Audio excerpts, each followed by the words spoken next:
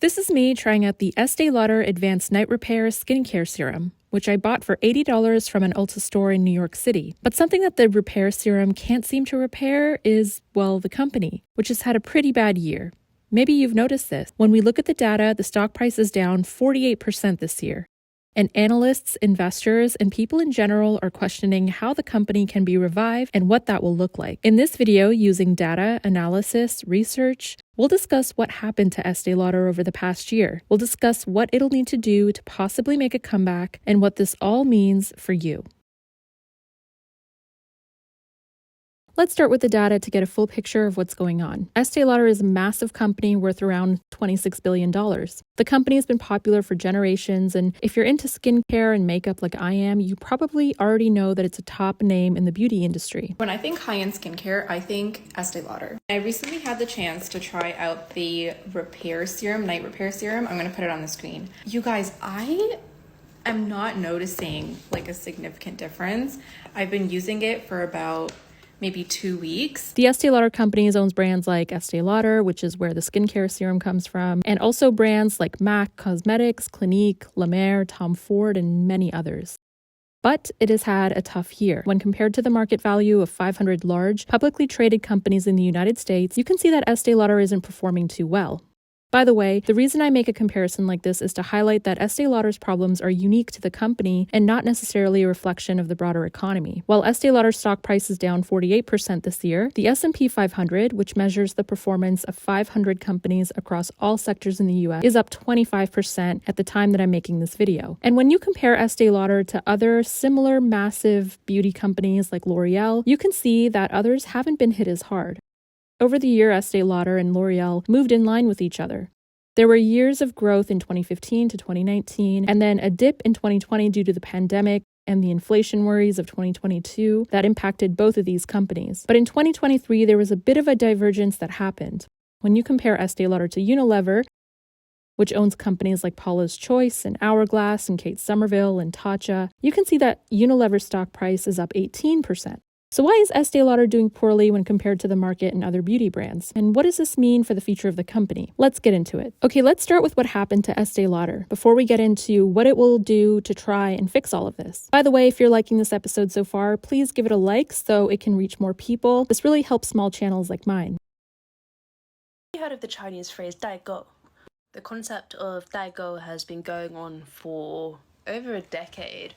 In China, where people will go abroad and stockpile and basically bring things back to resell in China, usually at a cheaper price. And why is this controversial and why is this being cracked down on by the government? Because obviously appropriate duty is not being paid or nothing is being declared at customs. We've discussed China many times on this channel. I mentioned the significance of China in my Gucci video, and I talk about China in my Lululemon video and how the country is helping Lululemon stay relevant. China is no doubt a large market for fashion and beauty, and Estee Lauder is just one of many makeup companies that has made a big bet on China. There are several reasons why company executives like to bet on the country. It has a huge population of over 1.4 billion people. The country also has a growing middle class, meaning that they can spend money on things like makeup and clothes. China also has experienced really fast economic growth in the past few decades, and a large number of people in the country are very savvy with social media platforms, which makes it easy to reach them and sell them things. But when it comes to China, there's one thing that sets Estee Lauder apart compared to other beauty companies in the country, and that's the company's reliance on duty-free shops. You know what duty-free is, right? It's when you're at an airport and there are these fancy shops and you can buy things for a little cheaper on which import costs are not charged. Estee Lauder for a long time has heavily relied on this aspect of their business.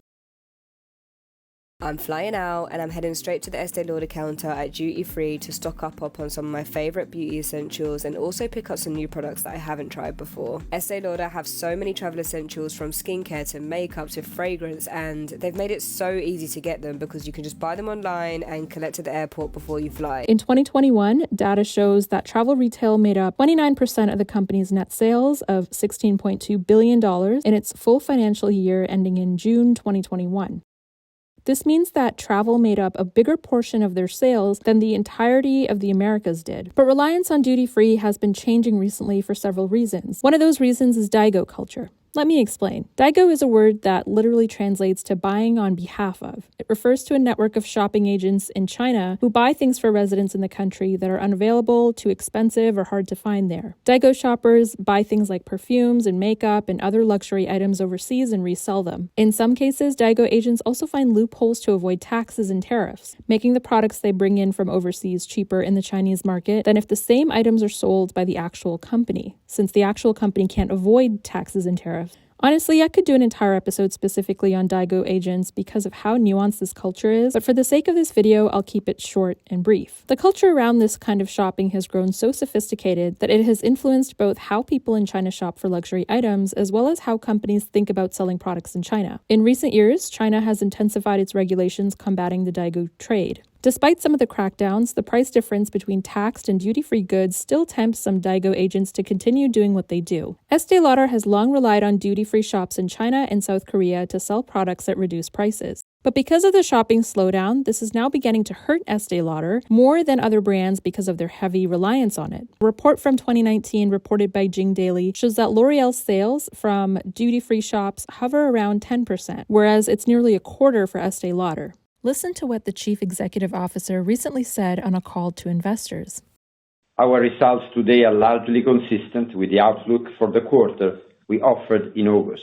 Organic sales decreased 5% at the low end of the expected range, driven by double-digit declines in mainland China, global travel retail primarily owing to Asia, and Hong Kong SIR. Excluding these three areas, sales in the rest of our global business rose 1%. He's saying that China duty-free shops in other parts of Asia are struggling right now. Now, there are other reasons that Estee Lauder is struggling in China that aren't just unique to the company. For example, there is increased domestic competition from local beauty brands, which have gained popularity at lower prices than what Estee Lauder can offer. Now, before we get to the second point, I just wanted to quickly introduce myself and the channel that you're watching. The Devil Wears Data is created by me, a former business journalist on Wall Street in New York City, and on this channel, I tell stories about the fashion and beauty industries. If you're interested in this stuff, subscribe and find me on these other platforms as well. On LinkedIn, I'll often tag my sources, and on my newsletter, I'll summarize my YouTube videos so you can keep in touch with me, just in case we lose touch on YouTube. All of this will be linked in the comments and in the bio of this video. In 2023, I made a video about e.l.f. Cosmetics and mentioned something called rapid product innovation. You can go find that full video on my channel. Rapid product innovation in makeup refers to the fast development, testing, and launch of new products, and e.l.f. Cosmetics is particularly good at this. And this is something that Estee Lauder Companies is trying to get better at. On a call earlier this year, President and CEO of the Estee Lauder Companies pointed out the success of its July launches, which included the Estee Lauder Revitalizing Supreme Plus Night Power Bounce Cream, an Advanced Night Repair Overnight Treatment, La Mer's Rejuvenating Night Cream, and a bunch of others. He said that their ability to jump on trends faster with product innovations that speak to wider trends, such as the sleep moment, coupled with product newness, invigorated its customers. But some industry analysts question if the company is able to innovate fast enough to compete with younger or scrappier companies. To better its position, Freda said product innovation remains a top priority. Whether or not it can succeed is something we'll discuss in the next section when we talk about where the company will go from here. I won't harp on the next point too much because it could be an entire episode of its own, but Estee Lauder has had a lot of succession and family drama this year, which affected how investors viewed the company's leadership and future direction. In 2024, the company announced that Jane Lauder, the granddaughter of Estee Lauder, would step down as Chief Data Officer and Executive Vice President of Enterprise Marketing. William, her cousin, stepped down as Executive Chairman, but both stayed on the board of directors as stockholders. There's also a CEO that's departing who's been at the company for 14 years. This news had mixed results for the company's stock price. Initially, it caused stock to drop, which could have been because at the same time, the company reported a loss for the second time this year. But the company's turnaround plan by new leadership could lead to recovery. So let's talk about that. Okay, so the next CEO has a lot of work ahead of him. Here's what the company is trying to do to make a possible comeback. Estee Lauder for a long time has struggled to be seen as a young person's company. In the early 2010s, people started to associate it with their grandma skincare brand, especially because so many younger makeup companies by young influencers were popping up. So they tried to combat this by hiring young influencers from around the world, including Kendall Jenner from the US. They really had representatives from all over the globe. They're also leaning into football partnerships. I just came back from my company's holiday lunch, and this was by my front door. I don't know who it's from. It's from Estee Lauder. It's a football! No way. No way. Open each quarter to access your beauty MVPs. When you're done, twist the cap, place it on a stand in the first quarter. Defend and protect. Kick off your routine with the #1 serum. In the second quarter, we have silky, luminous finish. Hydrate for a smooth makeup ready glow. Some analysts, as well as people who buy Estee Lauder, argue that this isn't enough, that the company needs to innovate its actual products, which is where AI comes in. Some company analysts believe that Estee Lauder Companies is losing the race to more innovative companies that might be offering newer ingredients or jumping on trend cycles faster or selling a different type of beauty narrative to people. So what is ELC doing to combat this? Well, it's trying to innovate in multiple ways too. Along with innovating on products and jumping on trends, the company has been investing into artificial intelligence lately. R&D business team came to me and say, we get asked with so many questions regarding this corpus of clinical trial documents. Can we do something with the help of AI? And that's how clinical trial GPT was born. So the question that I'm asking to my GPT is, what are the immediate moisturization improvement percentage after using the advanced night repair serum? And I get an answer within seconds. And how did you do that before?